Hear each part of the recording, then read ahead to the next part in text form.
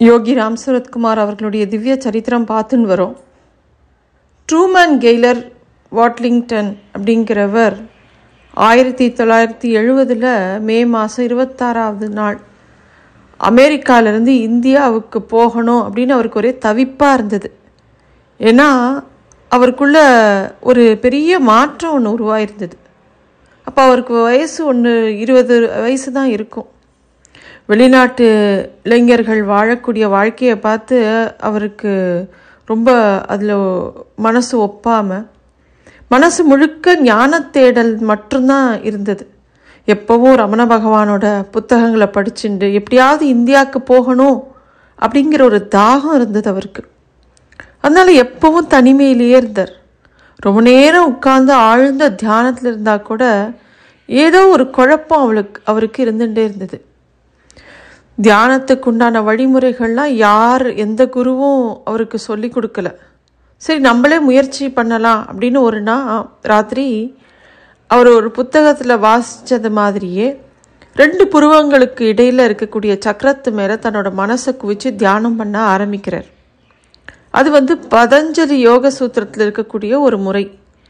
மெதுவாக அந்த யோக முறையில் உட்கார்ந்த உடனே மெல்ல மெல்ல நழுவி பிந்துஸ்தானத்தை அடையிறார். பிந்துங்கிறது ஒளி, அதாவது லைட். அவருடைய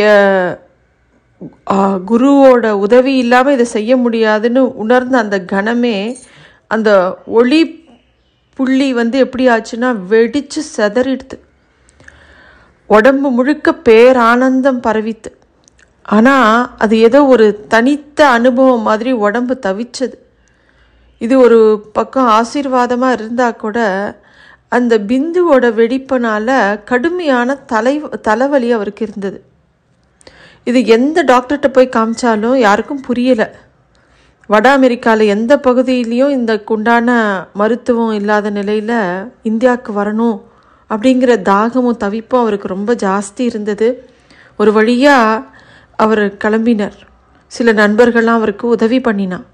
நேராக பம்பாய்க்கு வந்துட்டு பம்பாயிலேருந்து திருவண்ணாமலைக்கு வரார். ரமணாசிரமத்தில் சில வெளிநாட்டு நண்பர்களோடு தொடர்ந்து ஒரு விஷயத்தை மட்டும் கேட்டுட்டே இருந்தார். அவருக்கு இந்த தலைவலி வந்துட்டே இருந்தது இல்லையா, அதை யார் சரி செய்ய முடியும் அப்படின்னு ஒவ்வொருத்தட்டியாக கேட்குறார். அந்த நண்பர்கள்லாம் ரமணாசிரமத்தில் இருந்ததுனால நான் யாருங்கிற கேள்வி நீ சரியாக கேட்காததுனால தான் இந்த நிலை அப்படிலாம் அவள் சொன்னான். இருந்தாலும் தனிமையில் ஆசிரமத்தில் இருக்கும்போது நான் யார் அப்படிங்கிற கேள்வியை தனக்குள்ளே எப்படி சரியாக கேட்டுக்கிறது அப்படிங்கிற ஒரு தவிப்பு அவருக்கு இருந்தது.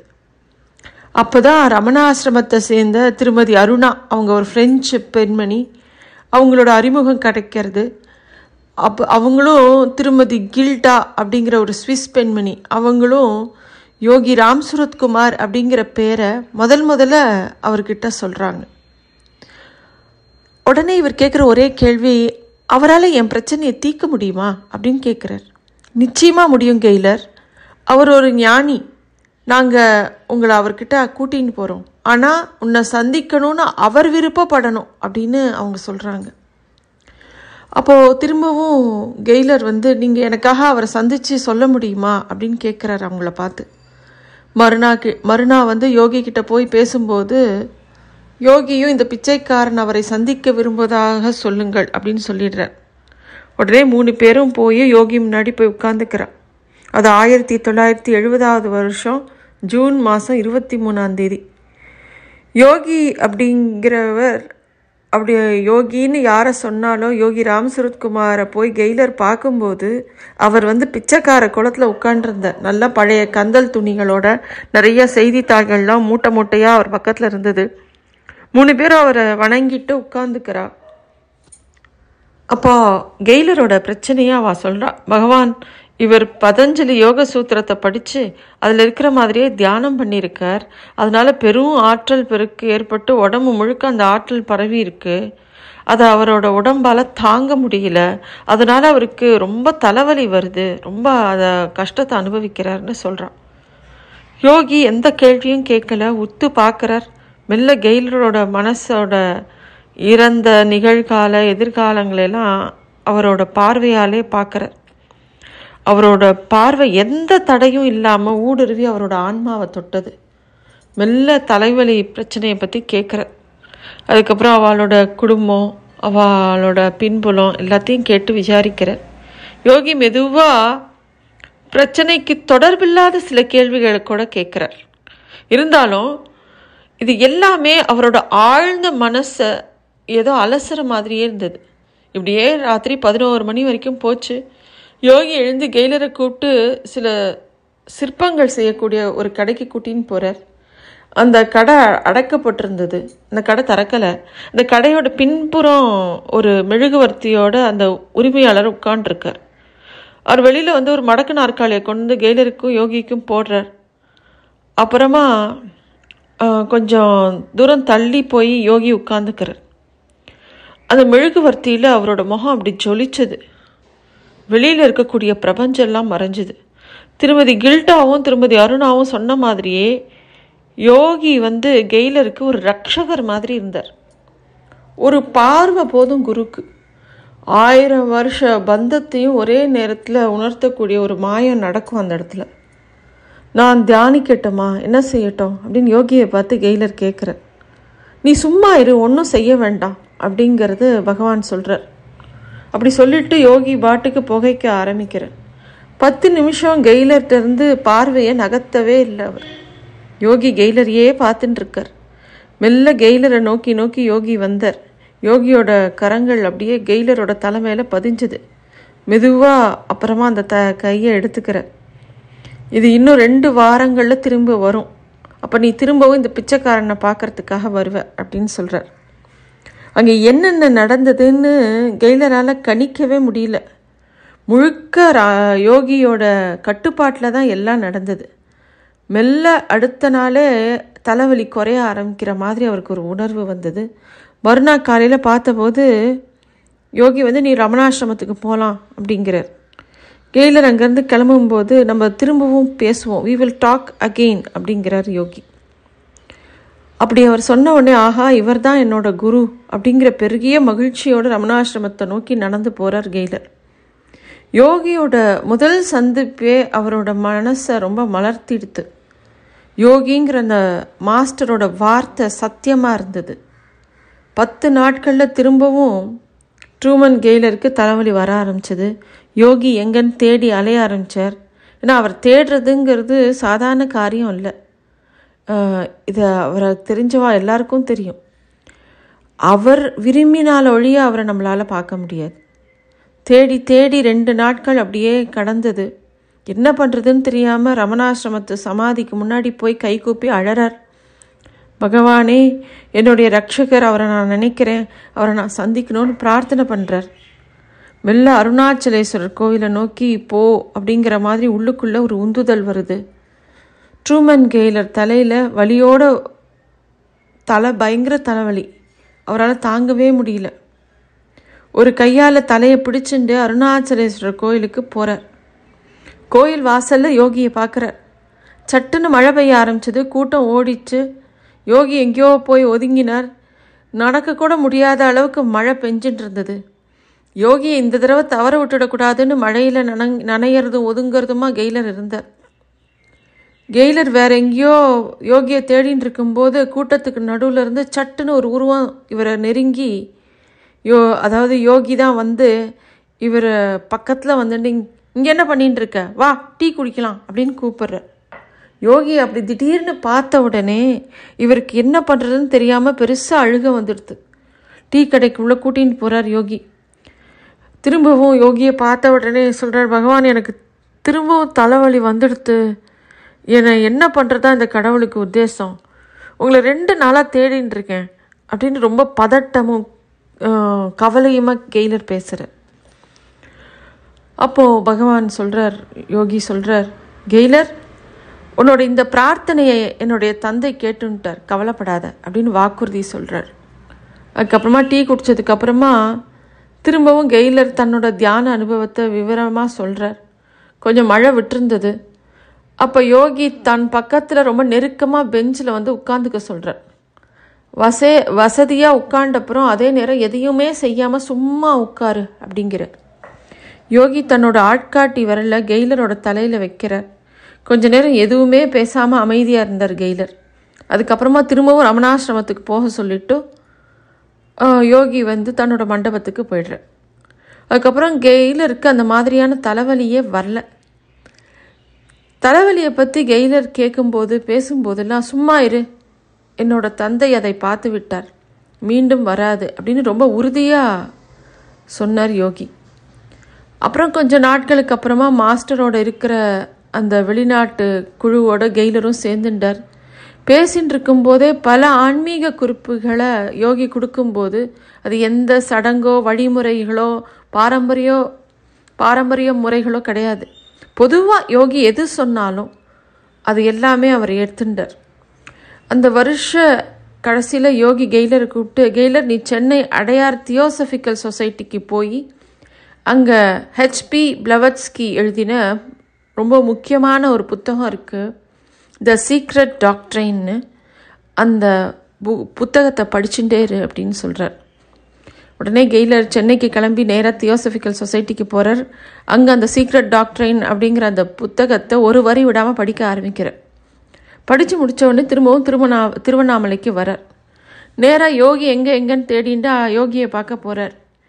யோகி அப்போ ஸ்கூல் பசங்களோட உட்காந்து விளையாடுறதும் பாடுறதுமா இருக்கார். கெய்லர் இங்கே வா அப்படின்னு கூப்பிட்டு தான் பக்கத்தில் உட்காத்தி வச்சுட்டு ராம் ராம் ராம்னு சொல்லிகிட்டே இருக்கார். ஒரு தடவை யோகி ஏதோ பேசின்னு இருக்கும்போது கெய்லர் என்ன பண்ணுறார், ஒரு பேனாவை எடுத்துகிட்டு குறிப்பு எடுத்துக்க ஆரம்பிக்கிறார். யோகி அதை பார்த்துட்டு, mister Guy, what are you doing அப்படின்னு கேட்குறார். என்ன பண்ணுற அப்படின்னு கேட்குறார். Swami, I want to take note of your words அப்படின்னு சொல்லி சுவாமியோட ஒவ்வொரு வார்த்தையும் தான் குறிப்பெடுக்க விரும்புகிறத சொல்கிறார். அது காரணம், எனக்கு ரொம்ப ஞாபக சக்தி கிடையாது, உங்களோட பயணிக்கக்கூடிய ஒவ்வொரு நிகழ்வுகளையும் நான் குறிப்பெடுத்துக்கணும்னு ஆசைப்படுறேன் அப்படின்னு அவர் சொல்கிறார். யோகி உடனே, no, it will distract you and others too, so don't take notes அப்படிங்கிறார். நோட்ஸ் எடுக்க வேண்டாங்கிறார் யோகி. இருந்தாலும் ஒவ்வொரு நாளும் அன்னைக்கு அவர் யோகியோட இருந்த நினைவுகளையும் அவர் யோகி பேசின விஷயங்களையும் குறிப்பாக மனசுக்குள்ளே நிறுத்தி வச்சுட்டு அன்னைக்கு ராத்திரியாக உட்காந்து எழுதி வச்சுப்பார் கெய்லர்.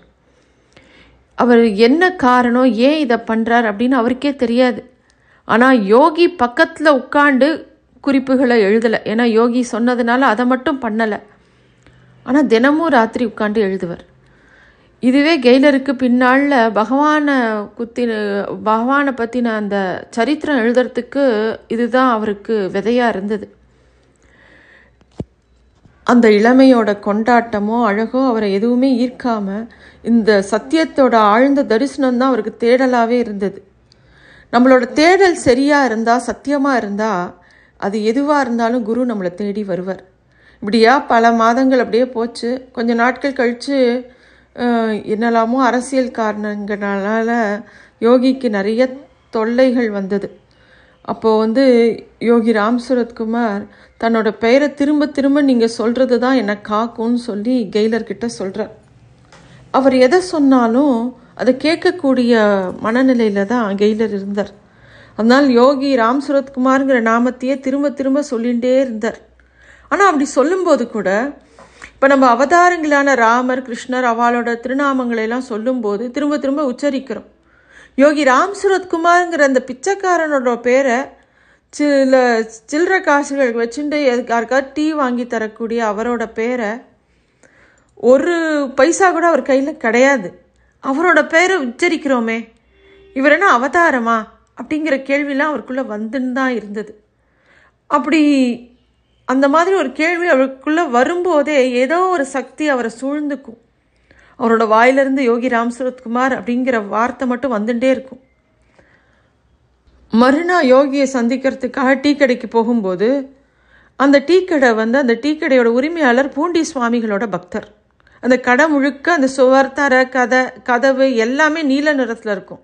அங்கே ஒரு இடத்துல பூண்டி சுவாமிகளோட படம் இருக்கிறதும் அந்த நீல நிறத்தில் சரீரத்தில் இந்த பூண்டி சுவாமிகள் வியாபிச்சிருக்கிற மாதிரி தோணும். அப்போ அங்கே வேகமாக போய் அவரை பார்க்கும்போது யோகி இவரை கடகடன்னு கையை பிடிச்சி இழுத்துட்டு நடு வீதிக்கு வந்து வானத்தை பார்த்து 2 கைகளையும் தூக்கி ஏதோ வணங்குற மாதிரி ஒரு உறுதிமொழி எடுத்துக்க சொல்கிறார். அப்போது கெய்லர் அவர் சொன்ன எல்லாத்தையும் தன்னோட மனசில் தியானம் மாதிரி யாருக்கும் தெரியாமல் வைக்கப்பட்ட ஒரு பிரார்த்தனை மாதிரி இருந்தது. யோகி என்ன சொன்னார்னா, தனி மனிதனோட வளர்ச்சிக்காக செய்யப்படுற சாதனைகள் உண்மையானதில்லை, சமூகத்துக்காக செய்யப்படக்கூடிய சாதனைகள் தான் சத்தியமானது அப்படின்னு சொல்கிறார்.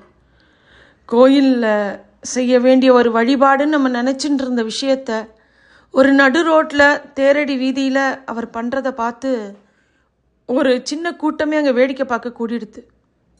யோகி அப்போ சத்தமாக ஒரு முழக்கமிடுற மாதிரி victory to truth, victory to God, victory to sacrifice அப்படின்னு அவர் சத்தமாக சொன்னார். அவரோட குறிக்கோள் எதுவோ அதை எல்லாருக்கும் தெரியும்படி சொன்னார். அந்த நிமிஷம் ரமண மகரிஷியோட சமாதி முன்னாடி கெய்லர் வச்ச பிரார்த்தனை, எனக்கு என்னோட குருவை தாங்கோ அப்படிங்கிற வேண்டுதலே இந்த யோகியை தனக்கு கொடுத்துருக்கு அப்படின்னு நினச்ச உடனே அவர் கண்ணில் நீர் வந்தது. அந்த நடுத்தருவில் அந்த அமெரிக்க இளைஞருக்கு குருவோட தரிசனம் பரிபூர்ணமாக கிடச்சிது. 1970 அக்டோபர்லேருந்து யோகி ராம் சரத்குமார் கெய்லர்கிட்ட தன்னை வெளிப்படுத்திக்க ஆரம்பித்தார். ஒரு சமயம் தேரடி வீதியில் இருந்த சுந்தர் டீ ஹவுஸ் அப்படிங்கிற இடத்துல யோகியோட உட்காண்டிருக்கும்போது, கெய்லர், I need some friends who understand this beggar அப்படின்னு சொல்கிறார். இந்த பிச்சைக்காரனை புரிஞ்சிக்கக்கூடிய சில நண்பர்கள் எனக்கு வேணும் அப்படிங்கிற மாதிரி. முதலாக யோகி ராம் சரத்குமார் ட்ரூமன் கெய்லரை பார்த்து, இந்த பிச்சைக்காரனை பற்றி நீ புத்தகம் எழுதணும்னு நினச்சிட்டு இருக்க இல்லையா, இனிமேல் நீ எழுதலாம் அப்படின்னு அனுமதி கொடுக்குறார். அதுதான் யோகியை குறித்து அவர் எழுதக்கூடிய முதல் புத்தகம். அப்போ தான் ட்ரூமன் கெய்லருக்கு தன்னை யோகி எதுக்காக தியோசபிக்கல் சொசைட்டிக்கு அனுப்பிச்சார், திடீர்னு சீக்ரெட் டாக்டரின்கிற புத்தகத்தை எதுக்கு படிக்க சொன்னார் அப்படிங்கிறதெல்லாம் புரிய ஆரம்பிச்சது. குருவோட அருள் என்ன அப்படிங்கிறது கொஞ்சம் கொஞ்சமாக புரிய ஆரம்பிச்சது.